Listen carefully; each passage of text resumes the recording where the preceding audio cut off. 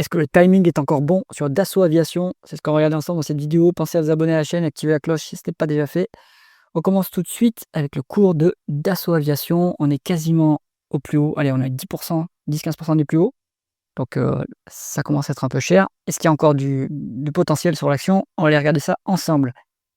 Avant de commencer, pour rappel, c'est une action qui est assez présente dans les fonds France et Europe d'indépendance AM, mais William Higgins a indiqué qu'il dans les rapports de gestion qui commençaient déjà à s'alléger. C'est normal, ce sont des fonds value et donc les multiples commencent à être un peu tendus. On va aller voir ça. Donc voilà, maintenant on est plutôt dans une optique croissance sur Dassault Aviation. Il ne faut pas oublier également la participation dans Thales qui est aussi à l'actif de la société.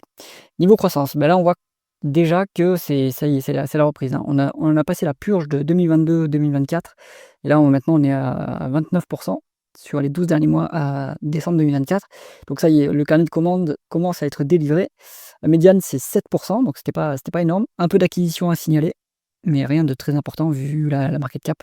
Donc là on est sur une croissance organique qui est assez forte, hein, et ça va pas s'arrêter à mon avis avec les plans d'armement et l'augmentation des capacités de production. Donc ça c'est excellent. Est-ce que les taux de marge sont en augmentation? C'est ce qu'on veut voir sur une société qui fait de la croissance. Alors, genre les free cash flow, hop, taux de marge brut en augmentation. Donc ça, c'est bien. Une baisse des coûts, augmentation du pricing power. Très bien. Taux de marge d'EBITDA et taux de marge net. Bon, alors, taux de marge d'EBITDA, il est plutôt stable sur 10 ans. Donc, bon, on maintient l'efficience opérationnelle, mais bon, c'est rien d'exceptionnel. Après, le niveau est relativement correct. Et là, petite particularité, le taux de marge net est au-dessus du taux de marge d'EBITDA, et ça c'est parce qu'il y a des participations mises en équivalence, évidemment, avec Thales, et donc ça vient gonfler le résultat financier et donc le résultat net. Bon, mais plutôt bien, hein, quand même, hein. On est sur 14,5, un taux de marge net en augmentation depuis 10 ans, ça c'est bonne gestion, c'est une bonne gestion. Et en ce qui concerne les free cash flow, c'est un peu plus en dents de scie. On voit que sur les 12 derniers mois, à décembre 2024, on est à quasiment 25%. Donc c'est plutôt pas mal. Donc Dassault Aviation, société bien gérée. Ensuite, on regarde la conversion des bénéfices nets en free cash flow. Donc les free cash flow sont bien plus élevés que les bénéfices nets. Donc on va aller voir d'où est-ce que ça sort, mais en tout cas c'est plutôt encourageant. Je ne sais pas si ça va continuer dans ce sens-là, puisque maintenant on commence à avoir beaucoup plus de croissance qu'avant. Donc peut-être qu'on va devoir réinjecter du cash dans la croissance, alors qu'avant on était sur une activité qui était plutôt, on va dire, dans une croissance médiane, enfin plutôt moyenne, plutôt à 7%.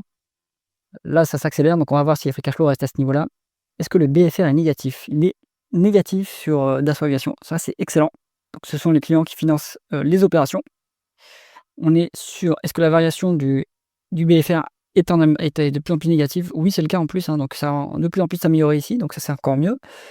Ensuite, en ce qui concerne les dépréciations, amortissements et dépenses en capital et d'ailleurs les other non-cash items, alors on a 7,9 milliards en dépenses en capital, 4,9 milliards en dépréciation amortissement. Donc là, on continue à investir dans l'appareil productif. On continue à agrandir l'appareil productif et c'est excellent, hein, puisqu'on va augmenter les capacités de production, vu que de toute façon, le carnet de commande est en train de se remplir. Donc là, il faut s'attendre à des dépenses en capital plus importantes pour la suite, hein. Donc du coup, c'est pour ça que les free cash flow, peut-être, vont baisser un petit peu. Il y a moins 3 milliards en other non-cash items. Donc ça veut dire que c'est du cash, en fait, hein, qui est sorti. Il faut aller voir dans les tableaux de trésorerie de quoi il s'agit pour comprendre plus en détail ce dont il retourne. Bon, pour valoriser le Dassault, on pourra utiliser les free cash flow plutôt. Pour l'instant, en tout cas, ça représente mieux ce que gagne réellement l'entreprise. Et après, on pourra toujours utiliser les l'EBITDA, évidemment. Alors, on va regarder la rentabilité opérationnelle via le rendement des capitaux investis. On est sur une médiane de 5,8. Actuellement, on a 5,3. Mais attention, il y a un biais. C'est qu'il y a du cash, quand même beaucoup de cash au bilan. Il faut peut-être retraiter le cash, en fait, pour voir ce dont ça retourne pour le rendement des capitaux investis. Et si on regarde le rendement des fonds propres, on est sur quelque chose d'assez important, si je me souviens bien. Voilà, 15%, c'est très correct, hein. Donc bon rendement des fonds propres, sans dette en plus, sans levier. Donc bonne rentabilité de l'entreprise, c'est excellent. Ensuite, on va aller regarder l'endettement. Et voilà, on est cash net en fait sur Dassault Aviation. Donc c'est pas le cash forcément de l'entreprise, c'est des acomptes qu'elle reçoit pour exécuter les commandes, mais ce cash, on peut le mettre à profit, évidemment, pour dégager les intérêts de placement. Donc 819 millions en 10 ans, c'est quand même pas mal, hein. Donc ça s'est accéléré depuis 2022 avec les hausses des taux d'intérêt. Donc ça a un peu mieux rémunéré de cash. Voilà, donc ce cash-là, malheureusement, les actionnaires, ils en verront pas enfin, ils en verront une petite partie, mais il n'est pas destiné à être rendu aux actionnaires, le cash. Il est là pour réaliser les commandes, mais en attendant, on vient générer des intérêts, ce qui améliore le résultat financier. Ça, c'est toujours bon à prendre. Ensuite, on va aller regarder la rémunération de l'actionnaire. Hop, on est sur un dividende de 265 millions contre 1,6 milliard de free cash flow. Bon, que c'est pas très généreux. On a vraiment l'actionnaire qui a 1,9%, ce qui est pas, voilà, c'est pas énorme. On est plutôt maintenant en plus sur une société, on va dire, plus orientée croissance. Peut-être que les free cash flow vont baisser, donc bon, ce niveau de dividende actuellement, il est soutenable.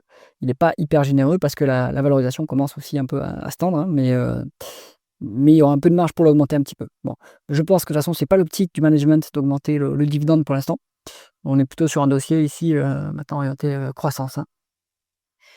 Si on regarde la valorisation, on va se mettre, bon, on va regarder, le price to free cash flow et aussi le price earning. Alors, ouais, un price earning, on a l'air surévalué. On est à 24, mais contre une médiane de 19. Mais en réalité, il vaut mieux quand même regarder le price to free cash flow. Bon, et là, on commence quand même à être aussi un peu surévalué, hein. La médiane, c'est 8,9. On est à 14 actuellement, donc il y a quand même, un bon 50 de surcote.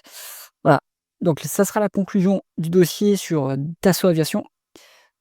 On peut y aller, oui, parce qu'il y a de la croissance à venir. C'est plus du tout un dossier value.